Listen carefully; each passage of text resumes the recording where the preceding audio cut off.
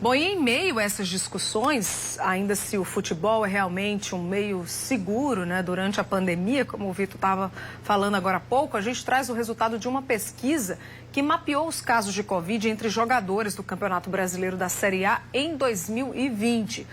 Os números são alarmantes, quase 50% só jogadores foram infectados. Agora, engana-se quem pensa que o problema está apenas na elite do futebol nacional. O meia Birungueta e o atacante João Leonardo foram os primeiros a receber o diagnóstico positivo para a Covid-19. E quando a situação do 13 já parecia ruim, os exames confirmaram. O vírus contaminou também outros 10 jogadores, além de 2 integrantes da comissão técnica.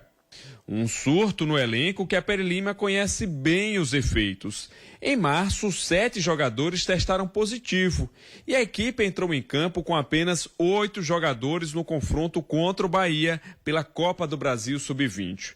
O resultado foi uma goleada do time baiano por 4-1. O Botafogo e o Campinense também já sofreram baixas no elenco por conta da Covid.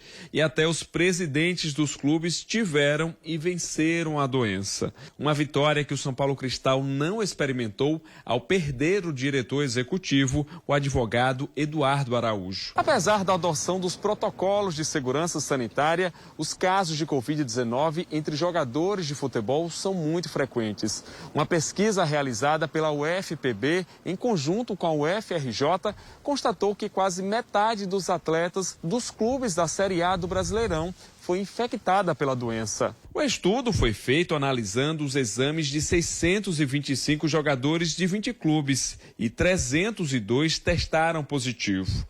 Um resultado que, para o pesquisador do Departamento de Fisiologia e Patologia da UFPB e coordenador do estudo, mostra o alto risco de contaminação entre os atletas da bola. A gente verificou que a população em geral fica infectada lá em torno de 3,6%. Já eles, 13 vezes maior. O contágio nesse tipo de atividade acarretou uma contaminação entre eles ali e nós não contamos com os apoiadores, como técnicos, maqueiros e outros circunvizinhos ali. De acordo com o levantamento, os maiores índices de contaminação vieram do Fluminense, com 96% dos atletas, seguido do Atlético Paranaense, com 95%, e do Vasco, com 81%.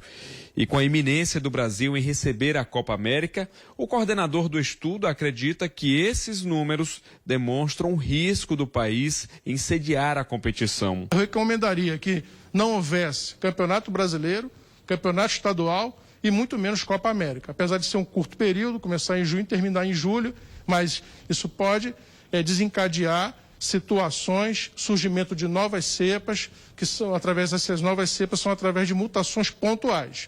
Mas podem ocorrer coisas mais graves, que são as chamadas recombinações genéticas, que podem formar até um novo vírus, infelizmente um SARS-CoV-3. E o estudo completo você encontra no site da Universidade Federal da Paraíba, www.ufpb.br.